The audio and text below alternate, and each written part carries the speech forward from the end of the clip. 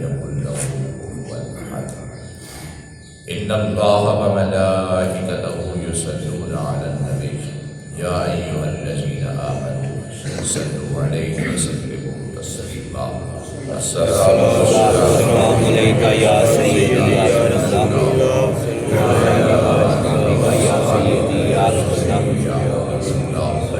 السلام عليك يا سيدي يا رسول الله وعلى آلك وأصحابك يا رب العالمين. الحمد لله الحمد لله الحمد لله. تمام تعریفیں رب العالمین کے لیے، تمام درود و سلام رحمت للعالمین آپ کی آل پر، آپ کے اصحاب پر اور آپ کی ازواج مطہرات پر کروڑ درود کروڑ سلام. صالحین پر اللہ کی برکتیں اور اس کی رحمتیں. اللہ پاک اپنے فضل سے اپنی رحمت سے ہم سب کی حاضری قبول اور منظور فرمائے. خالق الکائنات ہمیں قرآن مجید فرقان حمید کی فہم و فراست عطا فرمائے. صاحب قرآن کی معرفت و محبت عطا فرمائے. اللہ رب العزت اپنے فضل سے اپنی رحمت سے قرآن کریم کی برکات و خیرات نصیب فرمائے. حاملین قرآن، قرآن کے ماننے والے، قرآن کے پڑھنے والے، قرآن سے محبت کرنے والے، قرآن کے مطابق زندگی گزارنے والے، اللہ تبارک و تعالی ہمیں بھی ان میں شامل فرمائے. قرآن مجید فرقان حمید کے آخری پارے سے آج سورہ اخلاص کی تلاوت ہوگی. سبحان اللہ. سورہ اخلاص کو سورہ اخلاص بھی کہتے ہیں، سورہ توحید بھی کہتے ہیں. اس میں خالق کائنات کی توحید بیان کی جاتی ہے. اللہ رب العزت نے جس دور کے اندر، جس زمانے کے اندر، جس علاقے کے اندر، جس قوم کے اندر جس بھی نبی کو، جس رسول کو بھیجا تو ضرورت تھی وہاں. حالات ایسے ہو چکے ہیں کہ اللہ رب العزت نے ہر نبی کو، اور ہر نبی کا یہی پیغام تھا کہ اللہ وحدہ لا شریک ہے. اللہ رب العزت کے ہر نبی نے یہی فرمایا کہ اللہ وحدہ لا شریک ہے. فرشتوں کے متعلق، کتابوں کے متعلق، جزا اور سزا کے متعلق، قیامت کے متعلق، جنت اور دوزخ کے متعلق ہر نبی کا یہی عقیدہ تھا. ہر نبی کا یہی فرمان تھا. شریعت میں تھوڑا سا فرق تھا. کسی کی شریعت کے اندر نمازیں زیادہ تھی، کسی کی شریعت میں کم تھی. یہی فرق تھا. باقی سب کا یہی پیغام تھا، قل هو اللہ احد. سب کا یہی پیغام تھا اور سب نے یہی کہا. اور قوم نے جھگڑا بھی اسی بات پر کیا کہ یہ وحدہ لا شریک کیوں کہتے ہیں، یہ معبود کیوں کہتے ہیں، یہ الہ کیوں کہتے ہیں. حالانکہ اس بات کو اہل مکہ بھی مانتے تھے کہ خالق جو ہے ہمارا وہ اللہ ہی ہے. ہمارا صرف خالق اللہ نہیں، بلکہ وہ یہ بھی کہتے تھے کہ وہ صرف اور صرف ہمارا نہیں بلکہ آسمانوں کا خالق بھی وہی ہے، زمینوں کا خالق بھی وہی ہے. ہر چیز کو خلق فرمانے والی ذات اللہ کی ذات ہے. یہ قرآن مجید فرقان حمید کی مختلف آیات سے آپ کو ملے گا کہ رسول پاک نے خود اعلان فرمایا. آپ نے فرمایا کہ میرے رب نے مجھے فرمایا ہے کہ میں تم سے ایک سوال کروں. اور اللہ کریم نے پھر قرآن پاک کی آیت نازل کی کہ آپ ان سے پوچھیں، ایک سوال کریں. وہ کون سا والا انسان لہو من خلق السماوات والارض لیقولن اللہ. آپ ان سے سوال کریں زمین و آسمان کو کس نے خلق کیا ہے، تو یہ کہیں گے اللہ نے خلق کیا. قرآن مجید فرقان حمید کی سورہ اخلاص، سورہ اخلاص کے اندر 4 آیتیں ہیں. 4 آیات کے اندر ہی توحید بیان کی جا رہی ہے. اس میں کوئی اور موضوع ہی نہیں، جو اس بات کی دلیل ہے کہ توحید ضروری ہے، لازم ہے. توحید کے عقیدے کے اندر اگر گڑبڑ ہے تو پھر اور معاملات کے اندر بھی غلط فہمی ہو جائے. توحید کے اندر اللہ تبارک و تعالیٰ کے پیارے حبیب کا انداز گفتگو جو ہو رہا ہے کمال ہے. یہ سورہ مبارکہ مکی صورت ہے اور اس کا نزول کا نمبر 22 ہے. 21 صورتیں اس سے پہلے نازل ہوئی اور اس کا ترتیب کا مصحف کی ترتیب کا جو نمبر ہے وہ 112 ہے، 2 صورتیں باقی ہیں۔ اللہ تبارک و تعالیٰ زندگی، صحت، تندرستی اور ہماری مدد فرمائے۔ آمین ثم آمین۔ قرآن کریم کی سورہ مبارکہ میں اللہ رب العزت نے جو ارشاد فرمایا وہ اپنے حبیب کی زبان سے کہلوایا۔ یہ قرآن پاک کے اندر ہے۔ قرآن مجید فرقان حمید کے واقعات بھی ہیں۔ قرآن پاک میں کسی کا قول بھی بیان کیا گیا، کسی کی بات بھی ہوئی۔ اسی طریقے سے اس سورہ مبارکہ میں قرآن ہی بول رہا ہے، لیکن قرآن زبان مصطفیٰ سے سبحان اللہ، سبحان اللہ، توحید ہی بیان کی جا رہی ہے، لیکن رسول پاک کے ذریعے سے بیان کی جا رہی ہے۔ سبحان اللہ۔ رسول پاک صلی اللہ علیہ وآلہ وسلم نے ہی اپنے رب کا تعارف کروایا تھا کہ میرا رب کون ہے، تو پھر اللہ پاک نے فرمایا کہ میری توحید کا اعلان بھی تو ہی کر۔ سبحان اللہ، سبحان اللہ۔ بسم اللہ الرحمن الرحیم، اللہ کے نام سے شروع کرتا ہوں جو نہایت ہی مہربان، ہمیشہ رحم فرمانے والا ہے۔ قل هو اللہ احد، کہہ دیجئے پیارے حبیب صلی اللہ علیہ وآلہ وسلم، اللہ ایک ہے۔ اللہ الصمد، اللہ بے نیاز ہے، اللہ صمد ہے۔ لم یلد ولم یولد، نہ تو اس کا کوئی باپ ہے نہ ہی اس کا بیٹا ہے۔ ولم یکن لہ کفوا احد، اور نہ ہی کوئی اس کا کف یعنی ہم سر ہے، ہم بندہ ہے، اس جیسا ہے، کوئی بھی ایسا نہیں ہے۔ رسول پاک صلی اللہ علیہ وآلہ وسلم نے قوم کو جس وقت دعوت دی کہ تم اس وحدہ لا شریک کو مانو، اسی کی عبادت کرو، اور تم خود یہ کہتے ہو کہ ہم ملت ابراہیم پر ہیں، اور تمہارا یہ بھی دعویٰ ہے کہ ہم ابراہیم کی اولاد میں سے ہیں، اور تم یہ بھی کہتے ہو کہ ہم حاجیوں کی میزبانی کرتے ہیں، ہم اللہ کے گھر کے نگران ہیں، متولی ہیں، اللہ کے گھر کی حفاظت کرتے ہیں، اور تم خوش نصیب بھی ہو کہ تم شہر مکہ کے رہنے والے ہو۔ اے میری قوم، مختلف انداز میں آپ نے کہا، اے میری قوم، اے لوگوں، اے سرداروں، میری بات غور سے سنو، میں تم سے یہ کہہ رہا ہوں، یہ جس کو تم کہتے ہو کہ یہ ابراہیم اور اسماعیل کا بنایا ہوا اللہ کا گھر، یہ گھر ان نجاستوں سے، پلیتیوں سے پاک ہے، لہٰذا تم ان میں جو کچھ بھی رکھا ہے اس کو ہٹاؤ اور اس وحدہ لا شریک کی عبادت کرو۔ اور آپ کو معلوم ہوگا کہ جب مکہ المکرمہ شریف فتح ہوا تو رسول پاک نے پہلا کام ہی یہی کیا، رسول پاک نے پہلا کام ہی یہی کیا ہے، بتوں کو ہٹاؤ، ان کی کوئی گنجائش نہیں ہے۔ سرکار دو عالم نے 8 ہجری کے اندر بتوں کو ہٹا دیا تھا، کعبے کو پاک کروا دیا تھا، اور جہاں جہاں بت خانے تھے رسول پاک نے سب کو گروا دیا تھا، اور بت جہاں رکھے تھے صحابہ کرام کے 10-10 20-20 افراد کو بھیج کر بتوں کو ختم کروا دیا، جلوا دیا تھا۔ اور کچھ بت ایسے تھے جو درختوں کی شکل میں تھے، درختوں میں بنائے گئے تھے، رسول پاک نے فرمایا کہ جا کے جلا دو، اب کوئی گنجائش نہیں ہے۔ 8 ہجری کی میں بات آپ کو سنا رہا ہوں۔ اور جس وقت 10 ہجری سرکار دو عالم کا حج کا ارادہ تھا، اللہ نے فرض کر دیا، فرض ہوا 9 ہجری میں، لیکن رسول پاک نے اس وقت ہی فرما دیا، آپ نے فرمایا کہ اب پہلے بتوں کی گنجائش نہیں تھی، اب بتوں کے ماننے والے کی اس شہر میں گنجائش ہی نہیں ہے۔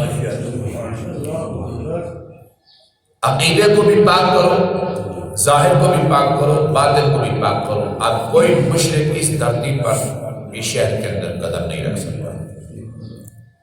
اللہ پاک نے شہر مکہ کو پاک کر دیا بتوں کی نجاست سے، بتوں کے وجود سے، بتوں سے اللہ نے ان کو پاک کر دیا۔ تو رسول پاک صلی اللہ علیہ وآلہ وسلم سے روز اول سے ہی، پہلے دن سے ہی یہ پوچھا جا رہا تھا اور آپ سے سوال ہو رہا تھا، اے محمد صلی اللہ علیہ وآلہ وسلم، تیرے رب کا شجرہ نسب کیا ہے؟ تیرے رب کا شجرہ نسب کیا ہے؟ یعنی جس طریقے سے ہم نے ایک بت اس بت کی صورت پر بنا کے رکھا ہوا ہے، وہ بت اس بت سے ہے، اسی سے، حالانکہ بتوں کی بھی اولاد نہیں ہے۔ غور کیجیے گا آیات کا، قرآن کریم کی سورہ مبارکہ کو سورہ توحید ایسے نہیں کہا گیا، اور اس کی فضیلت تو اپنی جگہ پر ہے۔ آپ نے فرمایا کہ تم یہ کہتے ہو کہ میرے رب کا شجرہ نسب کیا ہے؟ شجرہ نسب تو اس کا ہوتا ہے جس کی اولاد ہوتی ہے، جس کی اولاد ہوتی ہے۔ میرے رب کا شجرہ نسب کیا ہو سکتا ہے؟ میں تمہیں کہہ رہا ہوں کہ وہ وحدہ لا شریک ہے۔ اللہ پاک نے سورت نازل فرما کر آپ نے فرمایا کہ میرے حبیب آپ خود ہی ان کو سمجھا دیں، شجرہ نسب پوچھنے والوں کو خود ہی بتا دیں، خود ہی سمجھا دیں۔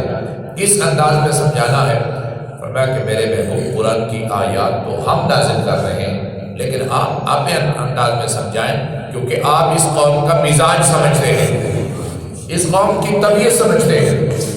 یہ کہنے کی ضرورت نہیں تھی کہ لم یلد ولم یولد، اس کا باپ ہے، اس کا بیٹا ہے، یہ کہنے کی ضرورت نہیں تھی، لیکن کیونکہ ان کے سوال کا انداز یہی تھا، ان کے سوال کا انداز یہی تھا، تو خالق کائنات کے پیارے حبیب نے اس انداز میں گفتگو فرمائی۔ فرمایا قل هو اللہ احد، کہہ دیجئے پیارے حبیب اللہ ایک ہے۔ جس ایک کی میں بات کر رہا ہوں، جو ایک ہے اور رہے گا، جو ایک تھا، جس ایک کی میں محمد بات کر رہا ہوں، اس ایک کی یہ شان ہے کہ اللہ الصمد، وہ بے نیاز ذات ہے۔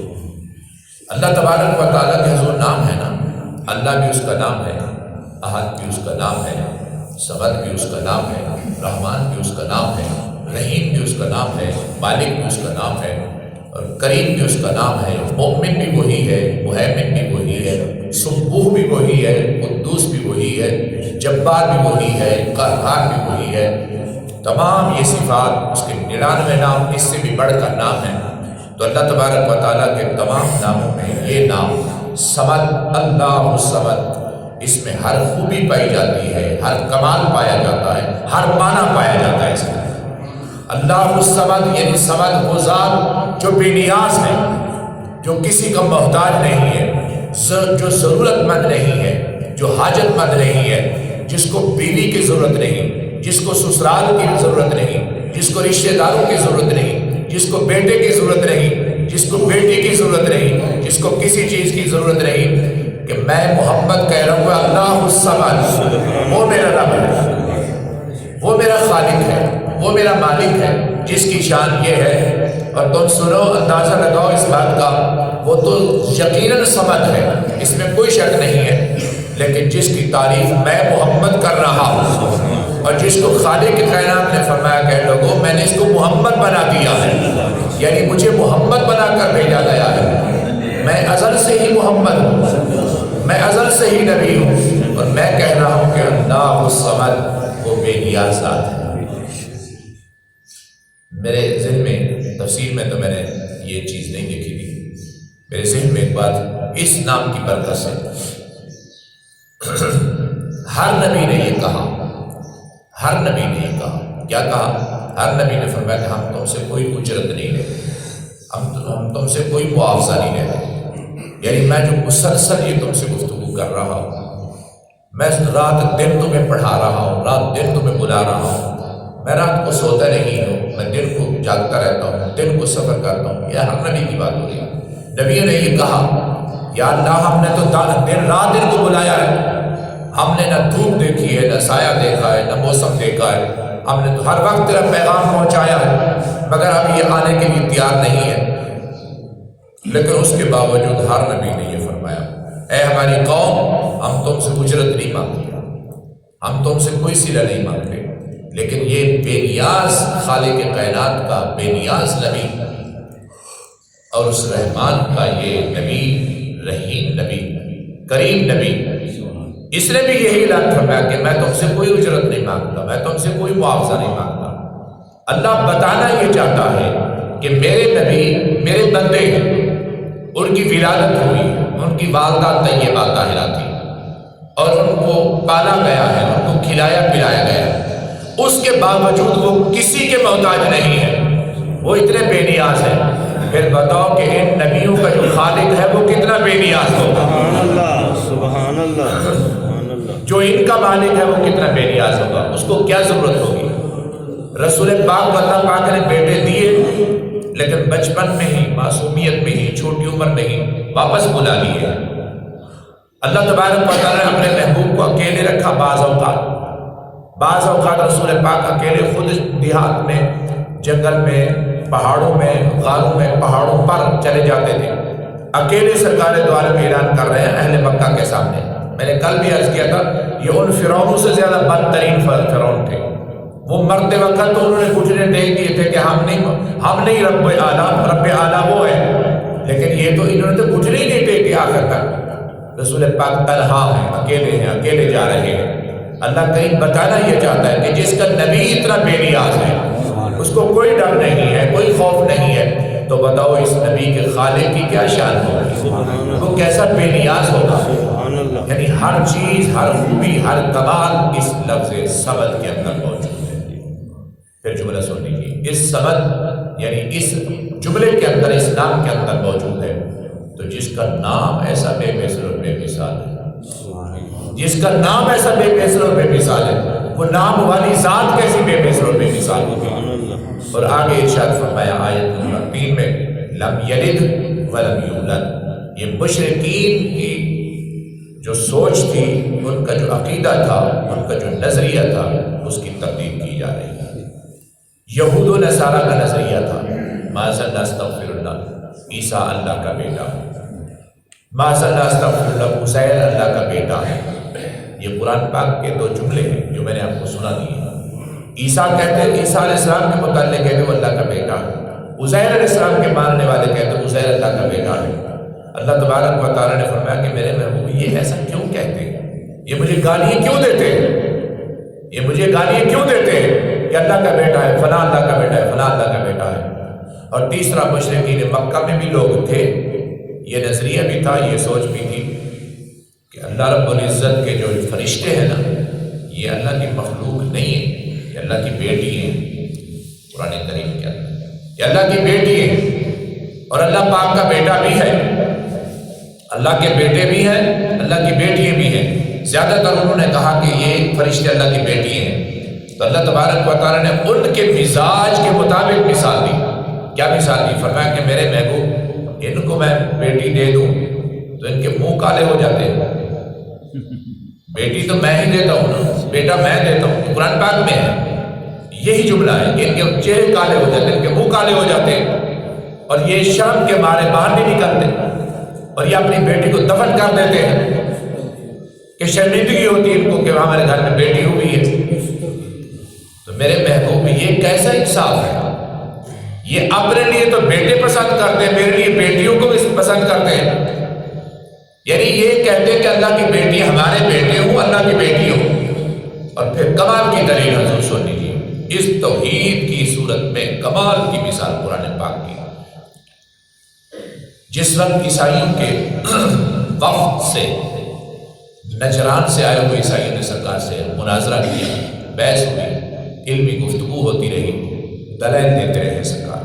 قرآن کریم کی سورہ آل عمران میں دلائل دیتے رہے سرکار، وہ سنتے رہے، بس وہ اسی بات پر رکے رہے۔ انہوں نے کہا کہ اے اللہ کے نبی، اے محمد صلی اللہ علیہ وسلم، آپ کیوں نہ ہماری سوچ ملتی جلتی ہے، کوئی فرق نہیں، صرف ایک بات پر رکے ہوئے ہم لوگ، وہ یہ ہے کہ آپ عیسیٰ کو نبی کہتے ہیں، ہم عیسیٰ کو نبی ہی نہیں، ہم عیسیٰ کو اللہ کا بیٹا کہتے ہیں۔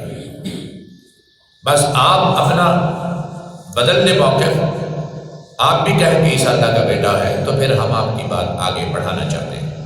اللہ کریم نے جواب کیا دیا، اللہ تبارک و تعالیٰ نے فرمایا کہ فمن حاجک فیہ من بعد ما جاءک من العلم، اب جو علم آ چکا ہے، جو معلومات ہو چکی ہے، جو بات ہو چکی ہے، اس کے بعد اب کوئی گفتگو نہیں، اب اس کے بعد کوئی مصلحت نہیں، اب اس کے بعد کوئی صلح کی گنجائش نہیں،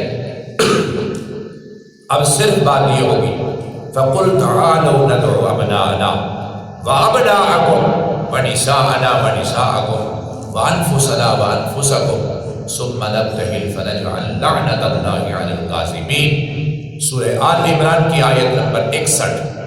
فرمایا کہ اب گفتگو نہیں، اب مناظرہ نہیں، اب دلائل نہیں، اب مباہلہ ہوگا۔ اور مباہلے کا طریقہ جو ہے، کمال کا جملہ ہے، مباہلے کا جو طریقہ ہے وہ طریقہ یہ نہیں ہے کہ اب علمی دلائل ہوں گے، نہیں ہوگا۔ اب کیا ہوگا؟ ان کو کہو تم اپنوں کو بلاؤ، ہم اپنوں کو بلاتے ہیں، تم اپنوں کو بلاؤ۔ میں آج جو تفسیر آپ کو سنانے لگا ہوں نا، میں نے زندگی میں کبھی نہیں سنائی تھی۔ یہ مسلسل کرم نوازی ہو رہی ہے ابھی انہی آیات کے تصدق سے، اللہ کے بابرکت ناموں کے صدقے سے۔ تم اپنوں کو بلاؤ، ہم اپنوں کو بلاتے ہیں۔ رسول پاک صلی اللہ علیہ وآلہ وسلم نے اعلان کر دیا، تم اپنوں کو بلاؤ، ہم اپنوں کو بلاتے ہیں۔ فَقُلْ تَعَالَوْا نَدْعُوا أَبْنَاءَنَا وَأَبْنَاءَكُمْ، تم اپنے بیٹوں کو لے کے آؤ، ہم اپنے بیٹوں کو لے کے آتے ہیں۔ تم اپنی اولاد کو لے کے آؤ، ہم اپنی اولاد کو، تم اپنی بیویوں کو لے کے آؤ، ہم اپنی بیویوں کو لے کے آتے ہیں۔ نساء عورتوں کو لے آؤ، ہم اپنی عورتوں کو لے کے آتے ہیں۔ تم جاؤ اپنی بیویاں لے آؤ، اپنی بیٹیاں لے آؤ، اپنی بہنیں لے آؤ، جس کو بھی تمہارا دل کرتا ہے۔ میں نساء کو لے کے آؤں گا، میں ابناء کو لے کے آؤں گا، میں انفسنا کو لے کے آؤں گا، میں بیٹوں کو لے کے آؤں گا، میں بیٹی کو لے کے آؤں گا، میں اپنے نفس کو لے کے آؤں گا۔ کمال ہے سنا، لم یلد ولم یولد کی میں تفسیر بیان کر رہا ہوں۔ تو ہمارا موقف یہ ہے نا کہ اللہ کا بیٹا ہے عیسیٰ، اللہ کا بیٹا ہے عیسیٰ۔ آج فیصلہ ہو گیا ہے کہ تم اپنوں کو لے کے آؤ، میں اپنوں کو لے کے آتا ہوں۔ نگاہ قدرت کے اندر، نگاہ قدرت کے اندر جو اللہ کی بارگاہ میں، اللہ کے علم میں، اللہ کی حکمت میں جو اپنے ہیں وہ رسول اللہ کا خاندان ہے، وہ نہیں ہے جو یہ کہہ رہے ہیں کہ وہ اللہ کا بیٹا ہے۔ اللہ کریم ان الفاظوں کو بدل سکتا تھا۔ دوسری بات یہ ہے کہ اللہ کریم نے فرمایا کہ میرے محبوب بیٹا تو وہ بنائے، اولاد تو اس کی ہو جس کو ضرورت ہو۔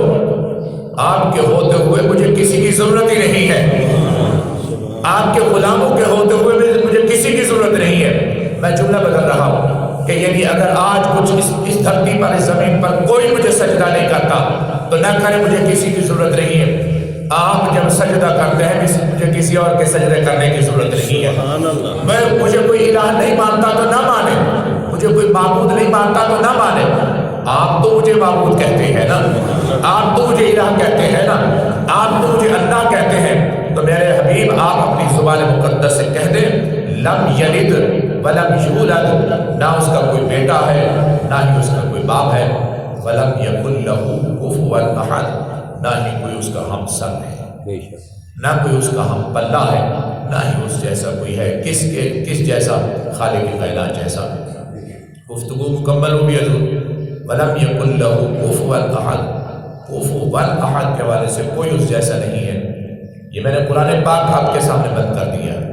یہ قرآن مجید فرقان حمید 6666 آیات پر مشتمل ہے۔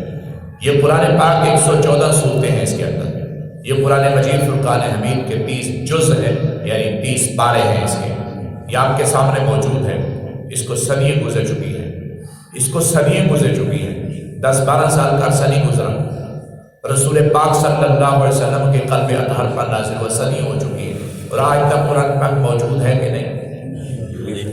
میں کفوان کے حوالے سے عرض کرتا ہوں، قرآن پاک موجود ہے کہ نہیں؟ قرآن پاک موجود ہے۔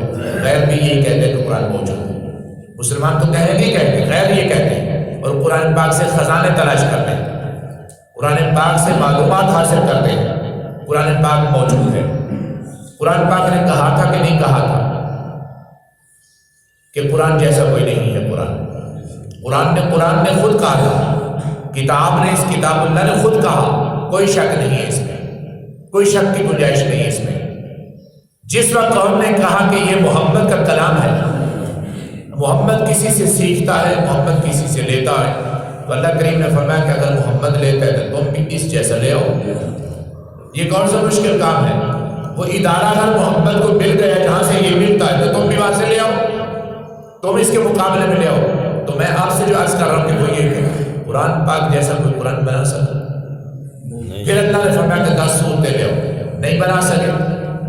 تیسرا خالق کائنات کا جو چیلنج تھا وہ یہ کہ ایک صورت بنا کے کوئی نہیں بنا سکا۔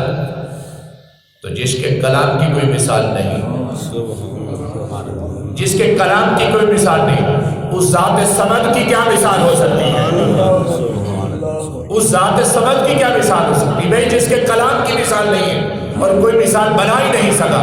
یہ تو کلام کی شان ہے، تو کلام اللہ والے کی، کلام والے کی کیا شان ہوگی؟ تو خالق کائنات نے دوسری بات سرکار کو جو عزت بخشی، جو شان بخشی، جو فضیلت بخشی، جو مقام مرتبہ بخشا، وہ یہ تھا کہ رسول پاک اپنے وجود میں، اپنے ظاہر میں، اپنے باطن میں، اپنے کردار میں ہر لحاظ سے بے مثل اور بے مثال۔ اللہ کریم بتانا یہ چاہتا ہے کہ جس کو میں نے دلیل بنا کر بھیجا ہے، جس کو میں نے نبی بنا کر بھیجا ہے، اس نبی کو قرآن پاک کے لیے، قرآن پاک کو اس نبی کے لیے منتخب کیا ہے، تو بتاؤ کہ اس نبی میں کوئی مثال ایسی ملتی ہے کہ کوئی اس جیسا تھوڑا سا بھی ہو جائے؟ اس کے ہاتھوں جیسے کسی کے ہاتھ ہو جائے، اس کے پاؤں جیسے کسی کے پاؤں ہو جائے؟ کوئی دنیا کے اندر ایسا شہزادہ آیا ہے جو دھرتی پر پاؤں رکھتا ہو پتھر نرم ہو جاتے ہو؟ کوئی ایسا دنیا کے اندر آیا ہے؟ دکھاؤ۔ انہوں نے کہا نہیں ہم یہی کہتے ہیں کہ محمد جیسا کوئی نہیں ہے۔ تو بتاؤ اے مشرکین مکہ، اے لوگوں، جب اس کے نبی جیسا کوئی نبی نہیں ہے تو پھر خالق کائنات جیسا کون ہو سکتا ہے؟ اس بے نیاز جیسا کون ہو سکتا ہے؟ نہ اس کے کلام کی مثال ہے، نہ اس کے نبی کی مثال ہے، تو پھر خالق کائنات کی کوئی مثال نہیں ہے۔ وہ بے مثل و بے مثال ہے۔ اس کی قدرت کی دلیل یہی ہے، سنیں، اس کی قدرت کی دلیل یہ ہے کہ یہ کلام بے مثال ہے، اس کی قدرت کی دلیل یہ ہے کہ یہ محمد بے مثال ہے۔ اللہ ہم سب کی حاضری کرے۔